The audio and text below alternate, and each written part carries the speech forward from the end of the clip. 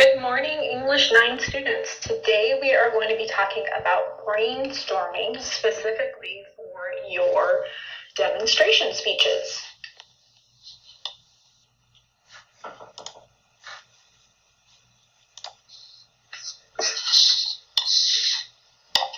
Please watch this short video on brainstorming and how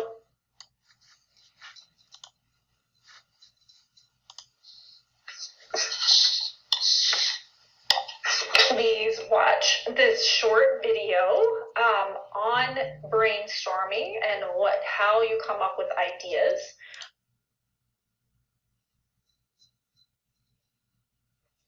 For your speech, you can either use a brand new idea and come up with something, how to do something, or you are welcome to use your technical text assignment that you put together last semester, since you already have an idea off of that. So it's up to you. You have to pick something.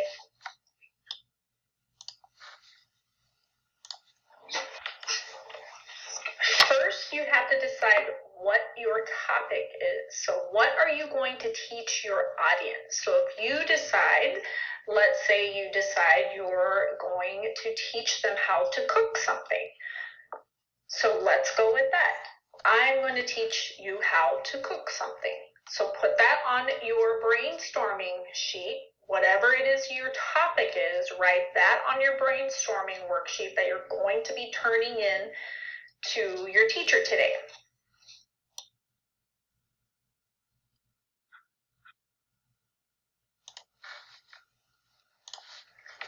Next, as you're filling out your brainstorming worksheet, you'll want to decide what background information you will need. So pretend that you're showing somebody something that has never seen this before. So if there's something specific to this item you're showing them, make sure you explain the words that they may not know. So we talked about showing somebody how to cook something. Let's say somebody has no idea. Your recipe takes a bell pepper, and they have never been to the grocery store. They do not even know what a bell pepper is. So in your video or in your topic or in your slideshow, you're going to want to show a picture of what a bell pepper looks like, because assume that they have never seen that before in their life. Same with other words, like if you look at the slide, photosynthesis, that is a very scientific term. If you have never taken a biology class or a science class, you may not know what photosynthesis is. Same for using jargon like acronyms like D2L, or even text jargons like LOL. If you have never seen those or never heard of them, you may not know what D2L is, and you may not know what a PCU is. You may not know what those letters stand for. So be sure to explain those things in your demonstration. Same with the bottom one, hydrocortisone. You've probably all used hydrocortisone, but didn't realize that's what it was called. It is a topical medicine that you put on like bug bites and stuff like that. So again, if you've never heard that word, you wouldn't know what it means. So make sure you explain that when you're talking about background information.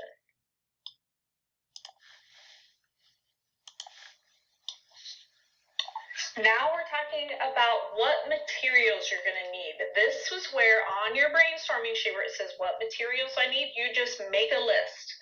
Anything that you would use in your demonstration to show somebody, don't forget anything.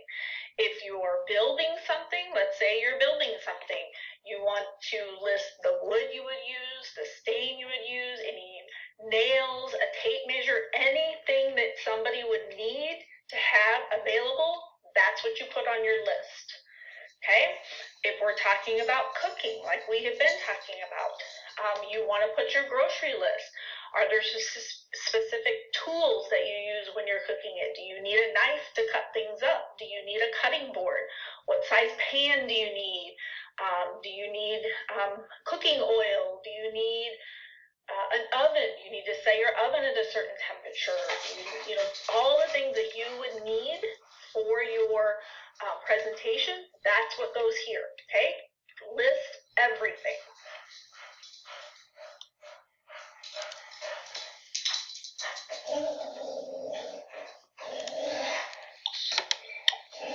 And lastly, how are you going to present this? There are multiple ways that you can do this. You can do like I have done here on a PowerPoint and record your voice on each slide with pictures. You can put together a video, whether it be in YouTube or if you have another type of video recording that you like to use. You can set up a time in my class or in Ms. Schultz's class and do a recording with her and do it in the Blackboard, and we can do a recording in class. You can present it live to the class if you want to do that. So there's multiple ways to do this. So just pick one.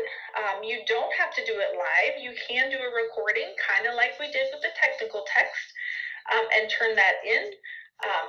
Just like you saw in her videos, if you want to do a video, maybe have someone help you with it so you can set up the camera and stuff like that, and it doesn't have to be real long. So if you have more questions about that, please reach out and ask myself or Ms. Schultz about it, and we'll help you set that up. I hope this presentation was helpful. And I will see you guys on Thursday when I return. I hope you have a wonderful day. Bye-bye.